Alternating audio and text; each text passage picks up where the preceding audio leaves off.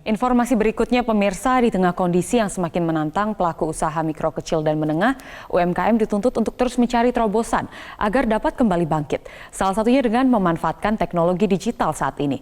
Pemerintah menargetkan hingga akhir tahun 2020 ada 2 juta UMKM yang bertransformasi ke digital. Upaya membangkitkan ekonomi yang terpukul akibat pandemi terus dilakukan. Salah satunya melalui akselerasi usaha rintisan startup. Pemerintah terus berupaya mendorong pertumbuhan startup dan UMKM bertransformasi ke digital melalui Barekraf for Startup atau BECAP. Pelaksana tugas Deputi Bidang Ekonomi Digital dan Produk Kreatif Kemenparekraf, Joshua Puji Mulya Simanjuntak mengatakan, dengan penggunaan internet lebih dari 170 juta orang, Indonesia memiliki potensi yang besar untuk mencetak unicorn dan dekakorn baru. Selain itu, pandemi COVID-19 juga mendorong masyarakat beralih ke layanan digital sehingga transaksi terus meningkat. Pemerintah pun menargetkan 2 juta UMKM dapat bertransformasi ke digital akhir tahun 2020.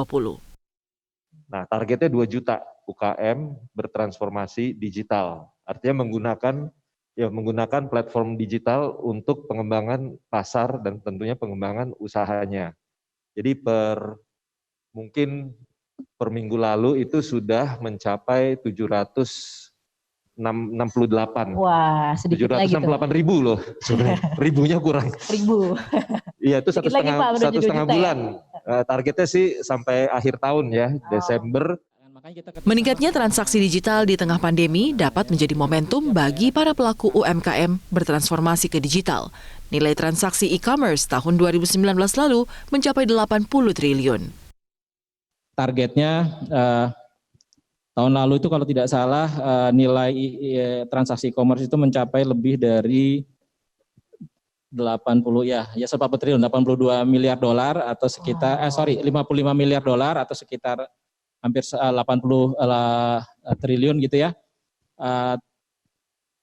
Tapi sayangnya masih sebagian besar tuh masih produk-produk yang dijual tuh masih produk-produk yang impor. Gitu.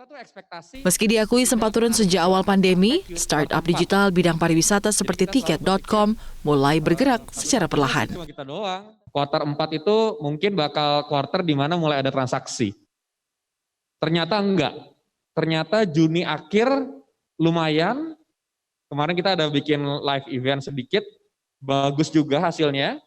Dan masuk ke Juli ini malah tiap hari selalu naik terus transaksinya. Jadi lumayan menarik sih, walaupun belum sampai pre-COVID ya. Tapi sekarang mungkin udah sekitar ada 20% sampai 25% coming back.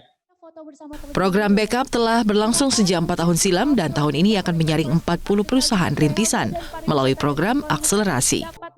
Selama 4 tahun terakhir, BECAP telah mengakselerasi setidaknya 390 pre-startup di 15 kota di seluruh Indonesia. Dari Jakarta, Putri Lukman, Metro TV.